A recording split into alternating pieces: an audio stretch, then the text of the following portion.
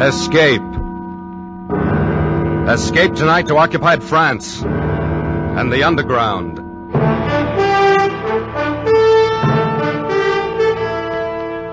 The Columbia Broadcasting System and its affiliated stations presents Escape, a new series of programs of which this, the second, is Operation Fleur de Lis, written and directed by William N. Robeson.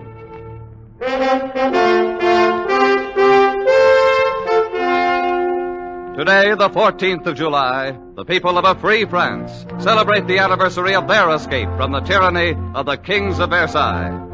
158 years ago today, the people of Paris stormed the Bastille and let loose the French Revolution. The torch of liberty set afire that day never burned more fiercely than during the years when France was occupied by the Nazis. We escape tonight to occupied France, from which 3 years ago there was no escape.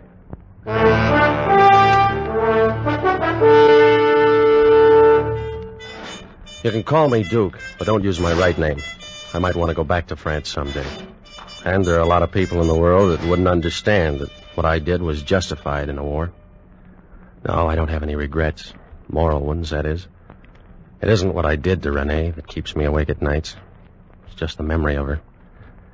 There isn't much about her in my official report on Operation Fleur de Lis, but then it isn't customary to include descriptions of slim, sunburned legs and wide, deep brown eyes in a military document. And anyway, she was only an incident in the operation, even if she became somewhat more important to me. Operation Fleur de Lis began like all the others in the grubby, undistinguished house in London, which was the headquarters of the OSS, the Office of Strategic Services, otherwise known in various parts of the world as screwballs, cutthroats, spies, cloak and dagger boys, and American underground agents. Gentlemen, Operation Fleur de Lis is planned to assist the advance of our forces once they've secured a beachhead in Normandy. Is that where we're going in, Major? That is one of the possibilities, Lieutenant. Yes, sir. You will jump over Grand Mont in northern France, here on the map. You have to set up roadblocks on these 3 state highways. Here, here, and here. There is an underground contact near Grandma's? Yes, Alcine Duton. He's leader of the local Maquis. He's expecting him. In addition, you're to block these railroad lines entering and leaving Grandmont. These operations are to coincide with the advance of our ground forces. If they land in Normandy. If they land in Normandy. You will enplane tonight at 2100 hours and will drop over your objective at, I should think, approximately 2230. Any questions? No, I don't think so, sir. Well, yes, sir, I have a question. Yes, Lieutenant? How many of us are going on this mission? Just the 2 of you. Just the 2 of us.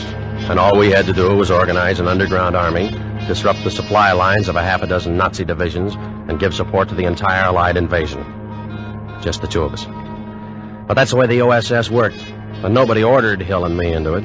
We'd volunteered. I don't know why.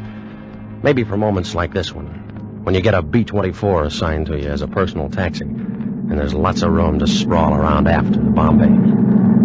How do you feel? Fine. Scared?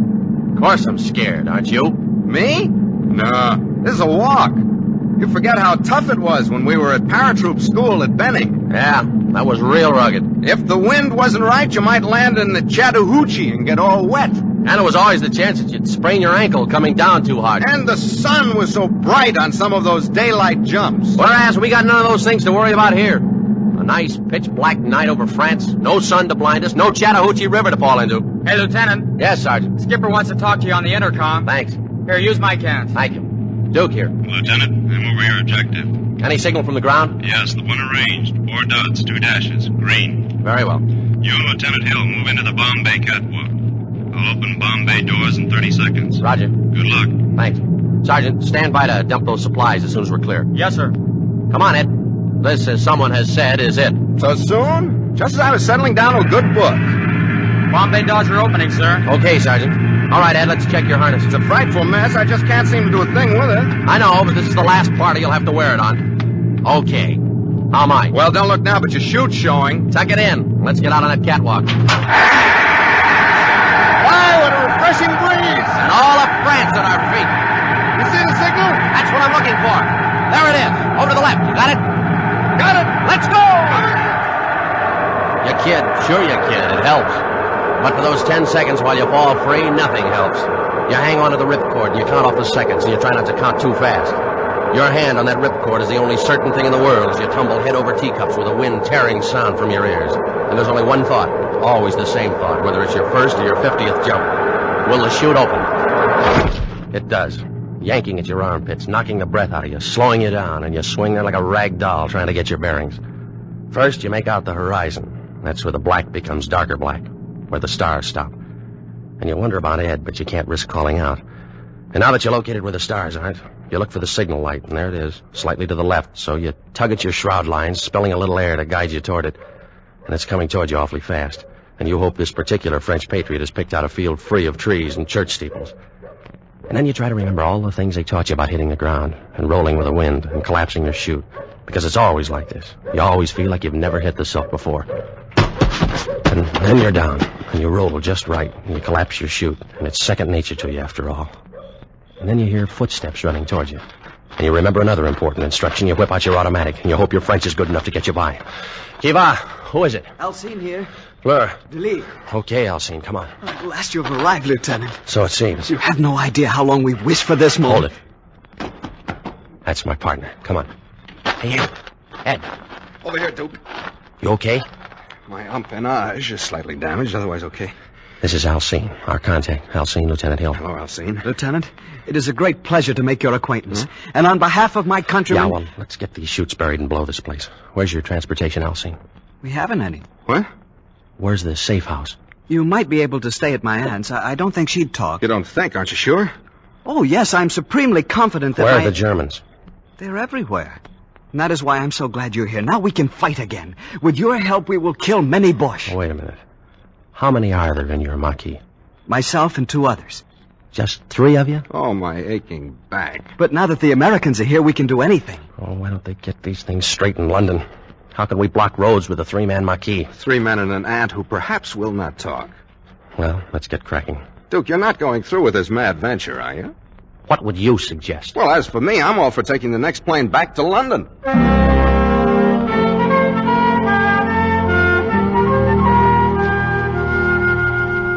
Another piece of bread, Lieutenant. No, thank you, ma'am. This bone chicken is delicious. How do you call it? K-ration. Supreme. We've had nothing like it since the Boche came. Yeah, well, you get used to it. And cigarettes, Tante Marie. Cigarettes made of real tobacco. Ah, you Americans have everything. Madame, Alcine, you are kind, you are hospitable, but the comforts of K-ration will not block roads. We need men. We must form a Maquis. But we have a Maquis. Look, Alcine, there are 3 of you and 2 of us. Sure, we've got guns and we've got ammunition and supply chutes somewhere out in that field where we landed. We've got arms for 50 men. But if we had those men, we still couldn't go to war against the German division. And you said yourself there's at least a division garrisoned in Grammont. What must we do? First, we must organize a Maquis. We need men. Can you get them? I can go into the village and talk to my friends. Should have done that a long time ago. Faustine, that would be most unwise. Why? Didn't you know? Alcine is a patriot. He's a deserter from the Vichy army, so he's wanted by the Gestapo. Oh, great. And there's a Gestapo headquarters in Grammont, of course. Of course. Alcine is not one to run from danger. Quite the contrary. I can get Renee to help. Who's Renee? Alcine's sweetheart, a lovely girl from Paris. Poor thing, she had to come down to the country because her house was bombed out. Let's leave her out of this. But, Lieutenant, she would be most happy to help. Alcine, you got a lot to learn about guerrilla warfare. You might as well study your first lesson right now. It's short and to the point. No dames.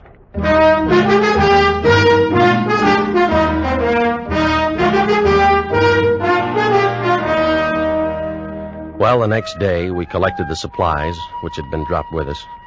And we set up a camp deep in the woods. Hill and I were loaded with French money, so we were able to buy food from the friendly farmers.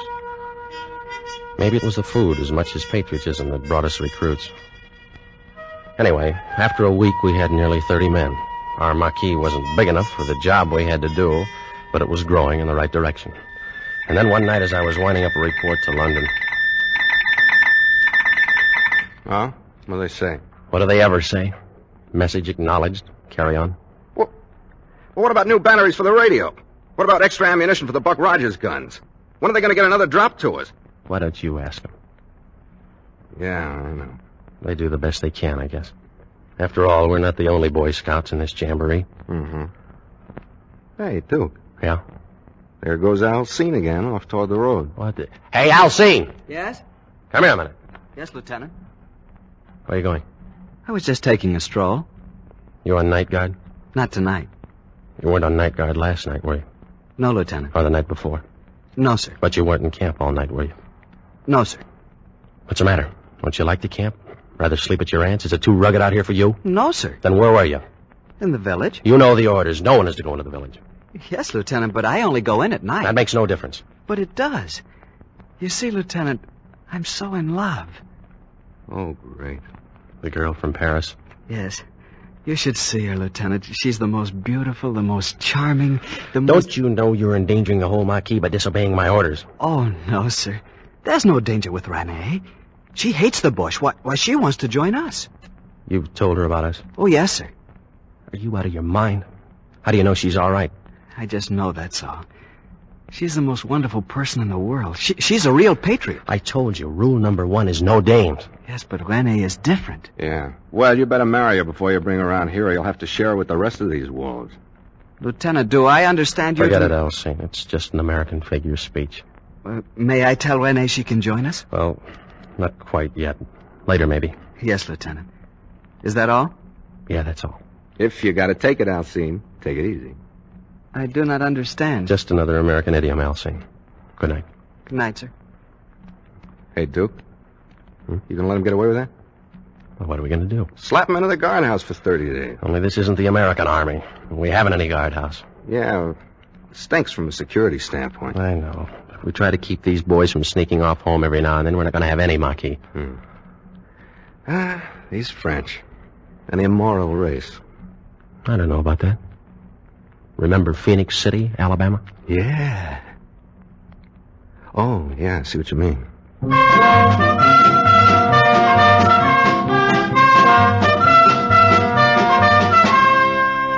There wasn't anything we could do. If we'd ordered Alcine to stay in camp, he'd have sneaked off anyway. He had that dreamy, faraway look that's baffled parents, teachers, and first lieutenants since the beginning of time. I didn't worry too much about it because our Marquis was growing, and Ed Hill and I were breaking our backs pushing those French kids through an ersatz basic in 3 weeks. Headquarters in London didn't tell us much, but we did know from the BBC that the boys had landed at Omaha Beach, and it wouldn't be long before they'd be needing our roadblocks.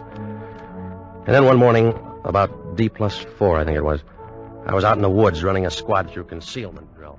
No. Hit the dirt. Don't wait or you're dead. When you see the signal, hit the dirt right now. Pardon me, Lieutenant. Huh? Oh, Alcine. Where have you been all night as though I didn't know? Lieutenant, I've got to talk to you. Okay, I'll be through here in a half hour or so. Got to talk to you now. Huh? All right, Alcine. Okay, boys, take 5. Come along, Alcine. What's on your mind? Lieutenant, my family's been killed. Oh, no. Yes, by the Gestapo. They set fire to the house. My mother, my father, my 2 sisters. When they ran out, the Gestapo shot them. You're sure of this? Yes, I heard it this morning from a neighbor who saw it happen. You poor kid. When can we attack, Lieutenant? When can we stop this endless training and fight the bush? No, I want only to kill and kill and kill until I pay them back for my father, my mother, my 2 sisters. Yeah, I know. You'll get your chance, Alcine, but not yet. We gotta wait. We're not ready yet. I'm ready. Before I wanted to fight the Boche for my country. Now I want to kill him again and again. For them. I know, but you gotta be patient. It should happen to me now. Only last night Renee said she'd marry me. Come to live here with me in the camp. I was so happy. And this morning I learned this news. When did you hear from your mother last? Not for a month since we began to work, but I've written her every week. You have? Who mailed the letters? Renee mailed them for me. She's so kind and thoughtful. She offered to mail letters home for the other boys, too. That was nice of her. Did they take advantage of her offer? A couple of them. Who? Paul and Jean. I told them about it. They wrote their families. And Renee mailed the letters, huh? Yes, she's a wonderful person, Lieutenant. You're going to love her. Yeah, I think I am. She's all I've got in the world now.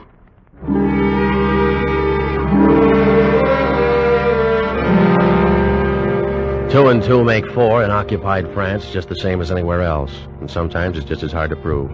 But one thing was sure. Now I wanted to meet Renee in the worst way.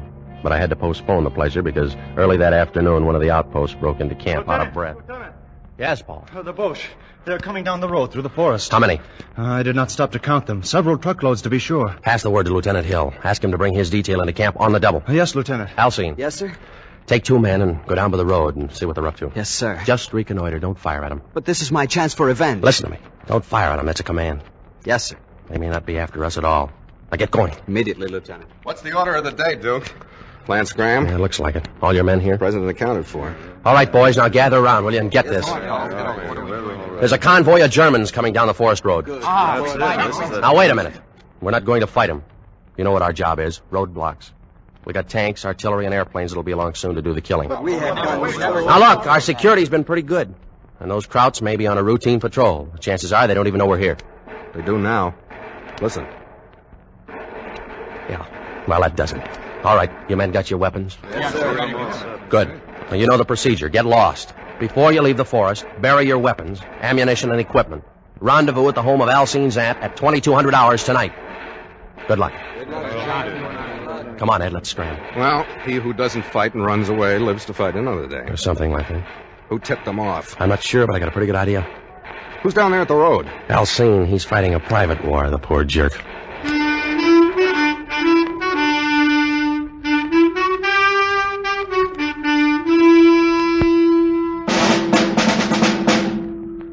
The basic rule of 3 in guerrilla warfare is surprise, kill, vanish. However, when you're surprised, the only rule is vanish. And we did. There were about 50 Germans and a half a dozen dogs to track our scent. They spent the day thrashing through the woods, firing into the underbrush, and finding nothing. It was a classic withdrawal, and Hill and I were proud of our little army, with the exception of Alcine, its self-appointed hero. When we arrived at his aunt's house that night for the rendezvous, a half a dozen of the boys were already there. Who is it? Fleu. Julie. Lieutenant, come in. Good evening, madame. Alcine is already here. I'm so proud of him. Lieutenant, I was just telling Tante Marie and the boys it was magnificent. I got 2 of them. I killed 2 Boche. Your orders were not to shoot. But, Lieutenant, what would you? What happened to the other boys who were with you? Jean was wounded and captured. Antoine became frightened and ran away. That blows the Marquis. They'll get the full particulars from Jean. They haven't got him already. I'm sorry, Lieutenant, but... Quiet. Answer it, madame. Who is it? Fleur. Julie. Open it. Good evening, madame. Come in, boys. Run into any trouble, boys? As you see, we are here. Yeah. But not for long. Lieutenant, Yes, Raoul Paul. and I wish to withdraw from the Marquis. Quit? Why? The risk is too great. You afraid? For myself, no. But after what happened to John. He was wounded and captured. We all take that risk. Yes, but last night the Gestapo got Jean's family. Like they did Alcine's. Stood them up in front of their house and shot them. Who knows what'll be next? My mother, Raoul's sister, Alcine's aunt. I wish to withdraw. So do I. All right, now, wait a minute. I don't blame you for being worried about your families. But whose families do you think the British and American armies up in Normandy are fighting to liberate? Their own? No, yours. Now, this thing isn't as bad as it looks. There's been a leak in our security. Somebody's been putting a finger on us, so we lay low until the leak's plugged. But the Germans are everywhere. Spies, perhaps, too, are everywhere. I think I know who's responsible for these murders. I'll make a deal with you. Give me a couple of days to work it out. We'll issue you boys some money, and all you've got to do is to get lost until Saturday night, and then meet me back here.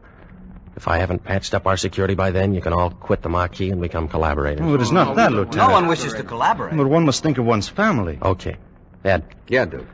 give the boys 1,000 francs apiece. Right? Come and get it, boy. Come on. Alcine, Yes, my lieutenant? I'm going to have a little time on my hands for the next couple of days. You think you could arrange to introduce me to your girlfriend? Oh, but of course, Lieutenant. Maybe, if she's okay, like you say, we can let her sign up, huh? I am desolated with happiness, Lieutenant. One thing. None of that lieutenant business around her until I make sure she's all right. Very well. You think my French is good enough to pass as a native? But of course, Lieutenant. All right, then pass me off as a friend of yours. Let's see, I'll need a name. Let's call me Jacques Dufresne. Jacques Dufresne. Good, I will make the arrangements immediately. I thought you'd like an excuse to get into town tonight.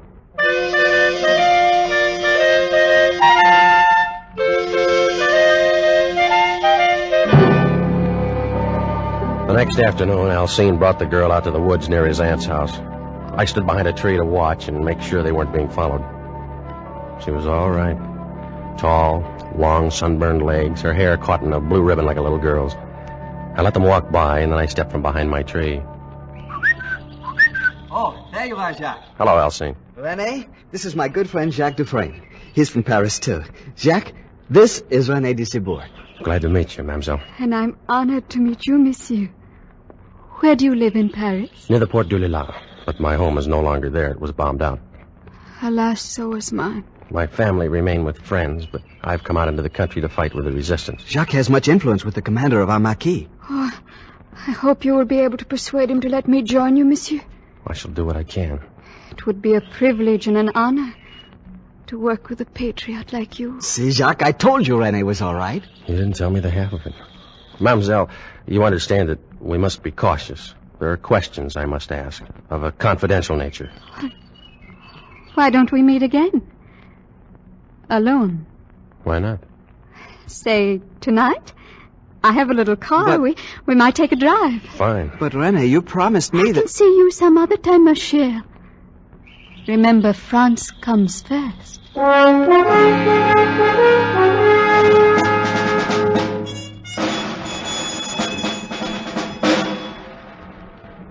We just drove that night. She was wearing a white ribbon in her hair and a loose white dress and no stockings. We just drove around in her little Citroën with the top down and the wind blowing her hair like a girl in a magazine ad. Then we came back about midnight and parked by the bridge. I felt like I was back in high school in Illinois. Look at those stars, Jacques. Yeah. So many of them. So close you can almost reach out and touch them. Yeah. I had them all once, Jacques.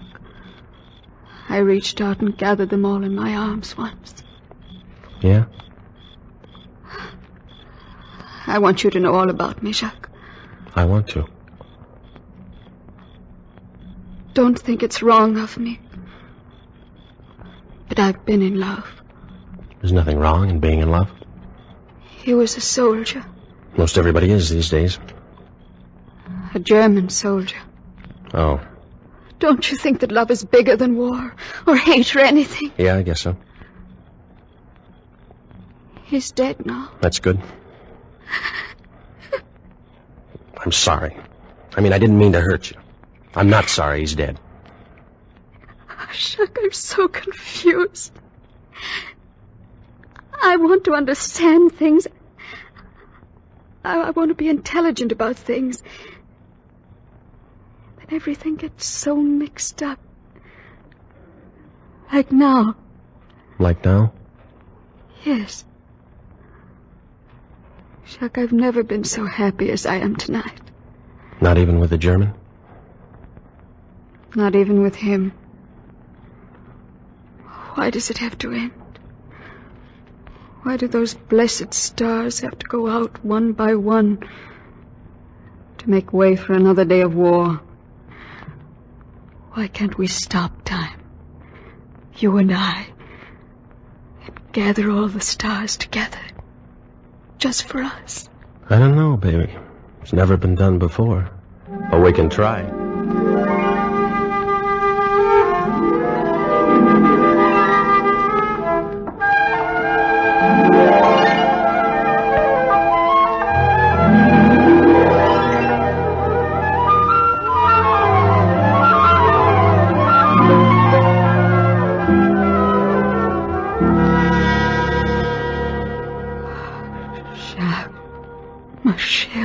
Jacques.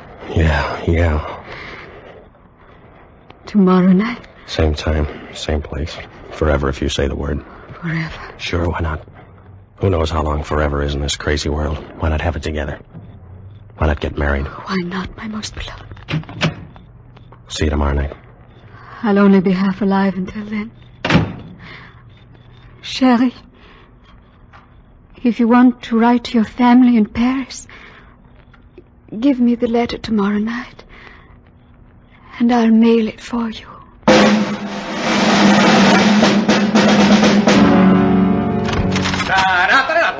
No.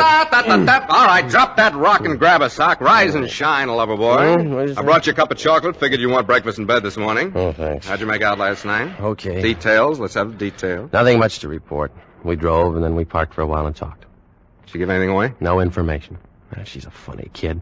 Her dialogue's as corny as a bobby soxer. She knows she's pretty, so she wants to be admired for her mind. But I'm sure she's our Mata Hari. How come? She offered to mail a letter to my family. That's consistent. I asked her to marry me. What? She didn't believe me, but she pretended like she did. Oh, I don't know why she's doing what she's doing. Thrills, maybe. French juvenile delinquent. Maybe. Tonight's the night. The night you get married? No, the night we get her. The boys are meeting us here at midnight, you know. What's the plan? Well, I'll take another ride with her. And about midnight, we'll be back in park by the bridge. You'll be there out of sight. I'll have some brandy along, and I'll slug her drink with a capture pill. When she's passed out, I'll give you the come-on, and you join me.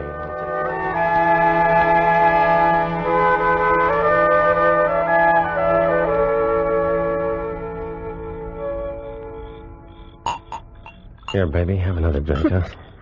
I shouldn't, Jack. Brandy always makes me sleepy. Well, what of it? This is a celebration of our engagement. Oh, kiss me, Jack. Again and again. Sure. Jack, the stars are nearer. Nearer than they've ever been. Nearer than you think, baby. I love you, Jack. I do love you. Kiss me again. Do it again.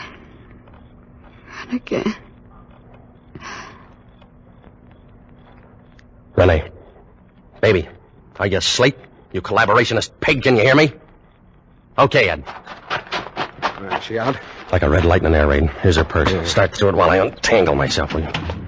Now, take a look at this. What is it? A letter from Gestapo headquarters confirming receipt of 3 addresses. Let me see that. Well, that one's Alcine's family, and that one's Jean's. And here's a Gestapo identification card. Flash your light over there. Look at her. What a dish. Look at that kisser. She's responsible for the death of 6 people whose only crime was being born French. She'd have wrecked our marquee, snafu'd our mission, and turned me over to the Gestapo with her lipstick still on my collar. That gorgeous hunk of double-cross. Now we got the proof. Let's get on with it. Okay. I guess you'd rather I... No, this is my job. Gee, she's gorgeous. Yeah. So long, honey. Thanks. She ain't so gorgeous now. Release that handbrake. Got it. Come on, shove. Not yet. Keep that steering wheel straight. The river's deepest right at the center of the bridge. Yeah. Now, hard right on the wheel.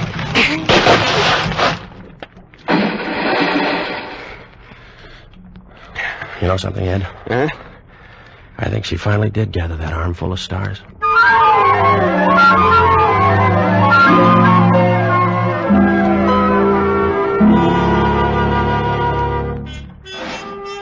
Sure, the operation was successful. When the time came, our roadblocks tied up 3 German divisions while Patton rolled on to the east. But I still lie awake at night thinking I should have married that dame. Yeah, the operation was successful, but the patient died.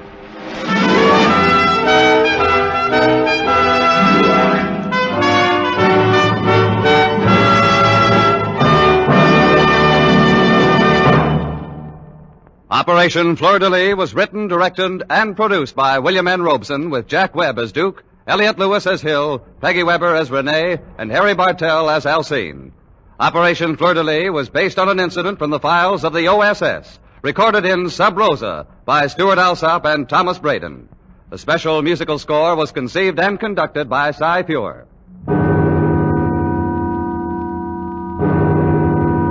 Escape is presented by CBS and its affiliated stations each week at this time. Next week, we invite you to escape with F.